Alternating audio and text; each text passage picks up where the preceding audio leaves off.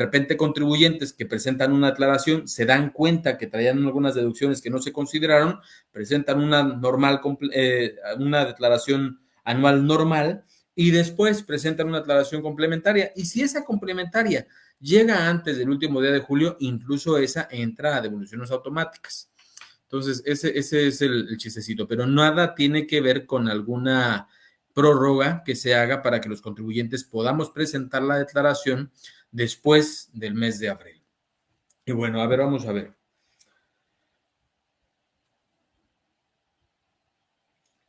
Dice Jackie, de un tiempo acá el SAT pide el acta de dividendos en las empresas, luego no nos la quieren proporcionar.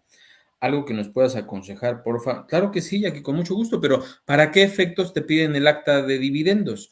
Porque, a ver, cuando nosotros hablamos de que existe un pago por dividendos, nosotros hablamos de que tenemos derecho a obtener dividendos, es decir, que somos accionistas en una empresa. Cuando se hace la repartición de dividendos, regularmente existe una asamblea y de esa asamblea, pues se hace una acta y regularmente te dan una constancia de entrega de dividendos, pero el acta de asamblea corresponde a la persona moral, no corresponde a la persona física. Quien distribuye los dividendos es la persona moral, entonces no es un documento que por derecho el contribuyente deba tener. ¿Qué le entregan al contribuyente? Pues el comprobante fiscal del pago de dividendos, eso es lo que debe tener. Es que les queda a favor y nos piden no solo las constancias, sino él o las actas. Pues en estricto sentido, ya aquí no hay una obligación para el accionista de entregar información que por derecho deba poseer. Si de repente a nosotros, a la empresa, le pedimos el acta y no nos quiere otorgar el acta, pues basta con que nosotros le digamos al SAT, ¿sabes qué? Es información que conforme a derecho yo no estoy obligado a poseer, en su caso ejerce las facultades que a ti te corresponden, ¿no? Pero lo que sí puede señalar es que para efecto de demostrar el monto de los dividendos que te fueron entregados, pues basta el comprobante fiscal. Y por eso no nos han regresado. La empresa dice que los contadores externos podemos enterar de más. Que los contadores nos podemos enterar de más cosas. Pues sí, es que en estricto sentido sí. Si en una acta se hace la distribución de dividendos, ese documento, entiéndase, no es un documento que corresponda a los accionistas tener. Es un documento que corresponde a un acta de asamblea extraordinaria o ordinaria de la persona moral. Por lo tanto, es un documento que jurídicamente corresponde a la persona moral. Y no hay ninguna disposición que diga que de esa acta se debe entregar a los socios o accionistas un ejemplar. Ninguna disposición así lo establece. Lo que sí, cuando hay distribución de dividendos, se entrega un comprobante y eso es lo único que le corresponde al SAT. El SAT últimamente está pidiendo mucha información y esto hay que tenerlo también en cuenta, Jackie, porque hoy, por ejemplo, me hablaron y me dijeron, oye, solicitamos una reducción de multas. Me habla la persona y me dice, oye, ¿sabes qué? Tengo una visita del SAT. Ah, caray. Y ya me comunico y me dice, pues es una verificación. Dije, ah, bueno, ok, es una verificación de domicilio. Suelen hacerla. Uno de los requisitos para que proceda la reducción es que estés localizado. La autoridad puede realizar esa verificación.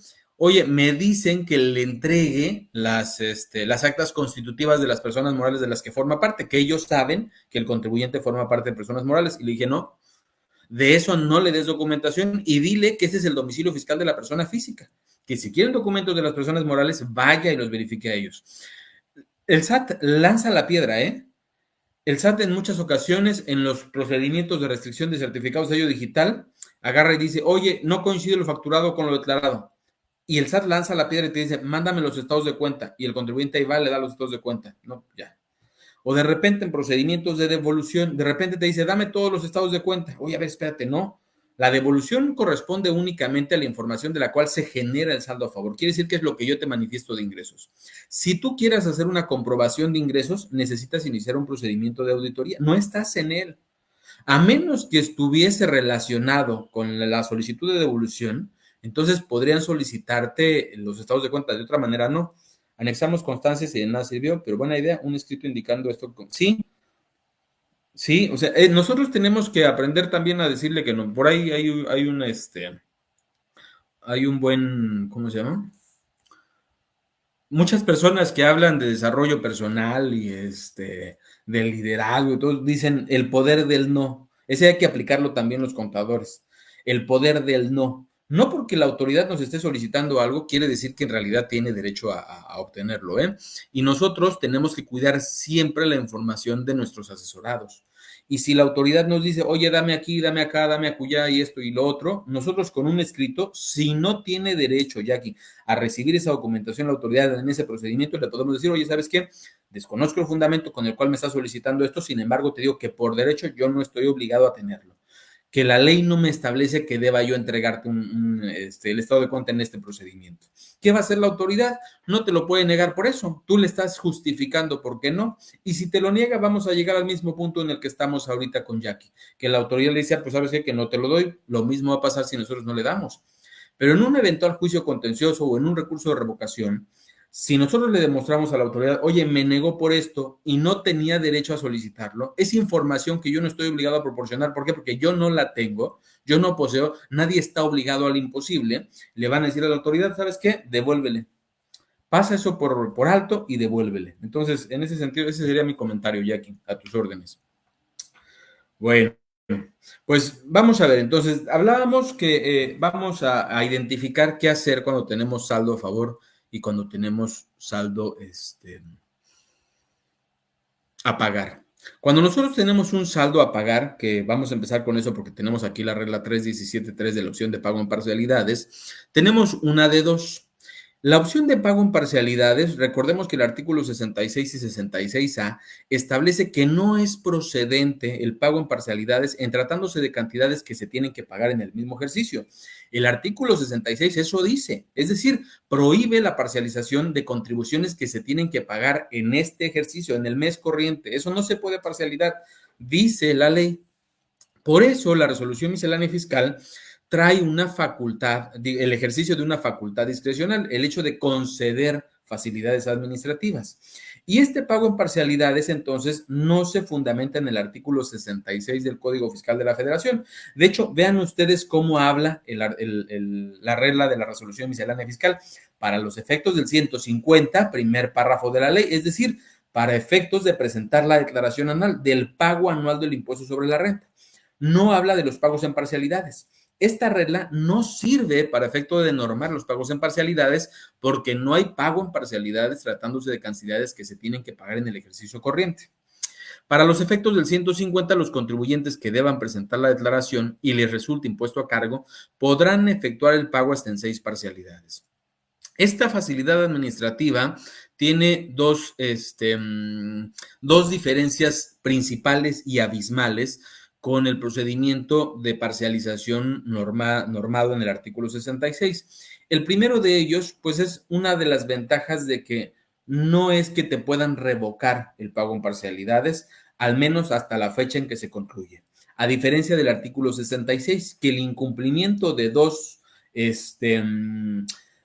pagos en parcialidades permite a la autoridad revocar la autorización que se hace y por otro lado cobrar el saldo insoluto de manera inmediata a través del procedimiento administrativo de ejecución. Esta facilidad administrativa no lo prevé así. Y por otro lado, hay una facilidad que también para el efecto del artículo 66 viene normado en resolución miscelánea fiscal, es decir, la dispensa de poder ofrecer una garantía suficiente para el interés fiscal. En este caso, esta misma regla 317.3 prevé estos dos beneficios. Uno, que no va a quedar sin efectos, la autoridad no podrá revocarlo, sino hasta el momento en que el contribuyente, llegada la fecha de término, es decir, septiembre del 2024, entonces podrá determinar ya el saldo insoluto y procederá a cobrar. No necesita iniciar un procedimiento de auditoría, no necesita iniciar un procedimiento de determinación, porque el contribuyente ya se autodeterminó, es decir, el saldo a pagar ya está determinado. Lo único que tendría que hacer la autoridad, pues, es dar cuenta de que efectivamente ha transcurrido el plazo, es decir, hemos llegado al mes de septiembre del 2024 y que las parcialidades no se realizaron. Y por el otro lado, ya lo decíamos, no nos encontramos obligados a presentar la garantía del interés fiscal. Entonces, estos dos beneficios da esta regla.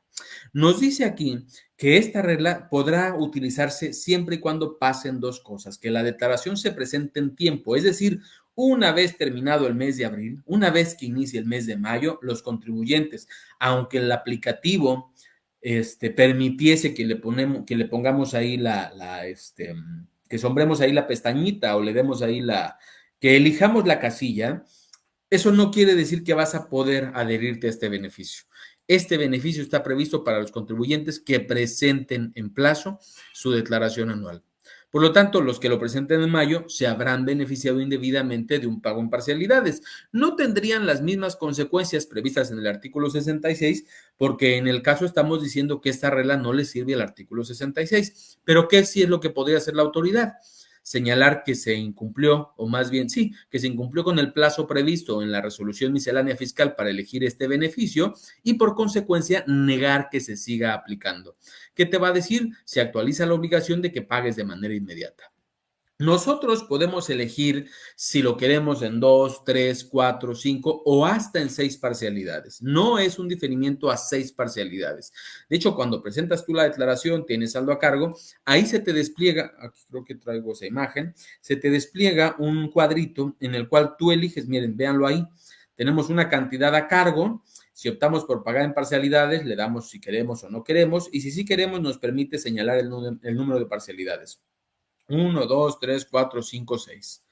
Para que nosotros podamos elegir este pago en parcialidades, nos dice la resolución miscelánea fiscal, tienes que efectuar el pago de la primera parcialidad. Fíjense qué dice aquí. Para los efectos del 150, los contribuyentes que deban presentar la declaración y les resulte impuesto a cargo podrán efectuar el pago en 6 parcialidades mensuales y sucesivas siempre que, 1, presenten la citada declaración dentro del plazo establecido por el precepto legal mencionado, es decir, el 150, es decir, que presenten su declaración en el mes de abril, y 2, el pago de la primera parcialidad se realice dentro de dicho plazo. Por lo tanto, si yo estoy presentando mi declaración el día 30 de abril, y me sale, a ver, nada más déjame verificar que no sea sábado, porque si es sábado ya tenemos un día más. No, 30 de abril es martes.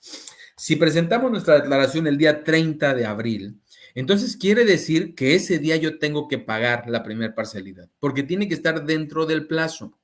Y no existe razón ahorita para trasladarlo al lunes siguiente, porque se da en día hábil. De tal manera que entonces las cosas que nosotros debemos reunir para poder beneficiarnos de esta facilidad administrativa es presentar la declaración en tiempo y que el pago de la primera parcialidad se realice dentro del mismo plazo, es decir, durante el mes de abril. Dice que esta opción de pago quedará deshabilitada una vez vencido el plazo antes referido. Quiere decir que para mayo ya no vamos a tener posibilidades de señalar este recuadro. Pero el año pasado, si no mal recuerdo, la resolución miscelánea fiscal decía lo mismo. Y sin duda, muchos contribuyentes podían todavía señalar y les generaba ahí las líneas de pago. Sin embargo, pues eso era equivocado. A mí me tocó ver que de repente la autoridad señalaba o les manifestaba a los contribuyentes que habían elegido mal esa facilidad y que por lo tanto, al no corresponderles porque no reunían el requisito previsto en la regla, entonces tenían que pagar el saldo total, ¿no? ¿Qué hacía? No les iniciaba un procedimiento administrativo de ejecución. En los casos que yo vi, mediante comunicados les hacía este señalamiento. Pero los contribuyentes que sí se pueden beneficiar, vean, aquí dice, las parcialidades se van a calcular y pagar conforme lo siguiente. La primera parcialidad es la que resulta dividir el monto total del adeudo entre el número de parcialidades que el contribuyente haya elegido, sin que dicho número exceda de 6. Recordemos que, por ejemplo, para el artículo 66, el primer pago para que tú puedas beneficiarte del pago en parcialidades es del 20%. Si nosotros aquí le ponemos, oye, es que quiero en 2 parcialidades, entonces el primer pago va a ser del 50%. Si la quiero en 3, así se va a ir dependiendo, 33.333. Si la quiero en 4, dependiendo del número de parcialidades que yo elija, va a ser el pago de la primera parcialidad. Entonces, si yo elijo 4, voy a pagar el 25%, y si yo elijo 6, soy malo para las matemáticas, pero bueno, el monto dividido entre 6 será el monto de la primera parcialidad. Y una vez que nosotros hagamos el envío de esta solicitud, de esta declaración, entonces se van a generar las líneas de captura. Nos dice aquí, cuando no se pague alguna parcialidad dentro del plazo señalado, los contribuyentes que estarán obligados a pagar recargos. Fíjense cómo no nos señala aquí que va a quedar sin efectos la opción. Nos dice que cuando nosotros no hagamos el pago de alguna parcialidad dentro del plazo Entonces, mi única consecuencia es pagar recargos por falta de pago oportuno. El año pasado, de repente, si se les vencía, muchos contribuyentes pagaban la siguiente, porque al momento de enviar la declaración se te generan las líneas de captura y de repente se vencía una y ya estaba caduca la línea de captura. Ibas al banco, ya no te la recibían, o bien tratabas de hacer el pago por tu cuenta en línea y ya te señalaba ahí que esa línea de captura no tenía registro. Y entonces, ¿qué hacían muchos? En vez de pagar la parcialidad 2, pagaban la 3. O si estaban en la 3 y ya se les había vencido, pagaban la 4. Y al final le solicitaban de un caso de declaración a la autoridad que les enviara el correspondiente. Yo les sugiero que le soliciten el pago en parcialidades que corresponde al mes vencido a la autoridad y después vayan utilizando las líneas de captura que corresponden a cada uno de los meses. Si ustedes de repente se atoran en el mes 3 mediante un correo electrónico, si es que tienen el correo electrónico de la Administración de Recaudación, pues solicítenle ahí que les envíe la línea de captura y dejen las otras líneas de captura para el momento en que se vayan actualizando, porque si no, lo que puede hacerse es que te registren ahí pagos desfasados y que la autoridad después quiera meterte recargos por cada uno según se fueron actualizando. Entonces, lo mejor es no hacer eso, sino ahora sí que no prorratear las autorizaciones o las líneas de captura, sino solicitar la línea de captura correspondiente a ese mes y en el siguiente utilizar la que le corresponde al mes consecutivo. Nos dice aquí, para determinar la cantidad a pagar, bueno, esto es para efecto ¿cómo se llama? Del pago atrasado. Fíjense el inciso B, ahí nos dice, la línea de captura se deberá solicitar a la Administración Desconcentrada de Recaudación que corresponda a tu domicilio o a través de mi portal mediante un caso de servicios o solicitudes, eligiendo el trámite pago a plazo 66 y 66A. Eso dice la facilidad administrativa. No es un pago en parcialidades del artículo 66, pero eso dice la facilidad administrativa y pues así hay que hacerlo. Los pagos realizados se aplicarán siempre a la parcialidad más antigua pendiente de cubrir. La última parcialidad deberá cubrirse a más tardar el 30 de septiembre. Fíjense, incluyendo los recargos por mora que resulten. Por esta disposición es que muchos contribuyentes el año pasado hacían eso. Los contribuyentes que se acojan a lo establecido en la presente regla no estarán obligados a garantizar el interés fiscal. Ese es el otro beneficio que les comentaba de este pago en parcialidades. Uno, nos autorizan algo que la ley no prevé, es decir, nos permite pagar en parcialidades cuando la ley en el artículo 66 no dispone que se pueda pagar o solicitar o que te puedan autorizar el pago en parcialidades de un impuesto que se tiene que pagar en este ejercicio y esta regla te lo permite. Y por otro lado, el artículo 66 establece que sí te van a autorizar el pago en parcialidades siempre y cuando garantices. La resolución miscelánea fiscal, tanto para el caso del artículo 66 como en el caso de esta regla, te libera de la garantía del interés fiscal. Es decir, lo único que tienes que hacer es ponerle que sí. La opción establecida en esta regla quedará sin efectos y las autoridades requerirán el pago inmediato del crédito fiscal cuando, habiendo presentado la declaración anual y pagado la primera parcialidad dentro del plazo, fíjense, el adeudo no se haya cubierto en su totalidad, incluyendo los recargos, a más tardar el 30 de septiembre del 2024. Conclusión, la autoridad, si no pagas la segunda parcialidad, la tercera, la cuarta y la quinta, no te puede en ese momento revocar y exigirte que le pagues todo el crédito. No estoy dando ideas, porque al final del día, si no haces eso, lo que vas a tener que pagar es la parcialidad con los recargos. Lo mejor es hacerlo de manera ordinaria. Sin embargo, en el caso en que por descuido, por olvido, porque no logramos juntar el recurso, no podamos pagar en tiempo la tercera o la cuarta, no por eso nos van a revocar. La única consecuencia que prevé la ley para efecto del incumplimiento es que si se incumple con los pagos de las parcialidades y el monto de sus recargos a más tardar el 30 de septiembre del 2024, entonces solo en ese caso la autoridad va a dejar sin efectos la autorización y entonces va a requerir el pago del crédito fiscal por su saldo insoluto, es decir, por la cantidad que no se pagó, más los recargos que se hayan generado. A diferencia de lo que prevé el artículo 66, el artículo 66 sí establece que el incumplimiento genera la revocación del pago en parcialidades. Esto quiere decir que al 1 de octubre, si un contribuyente no ha concluido con el pago de sus parcialidades, entonces la autoridad a partir de ese momento puede iniciar el procedimiento administrativo de ejecución. Reitero, no es necesario que la autoridad inicie procedimiento de facultades. ¿Por qué? Porque ustedes ya se determinaron este crédito, el impuesto a pagar ya está determinado mediante una resolución. No es necesario que haya existido una solicitud de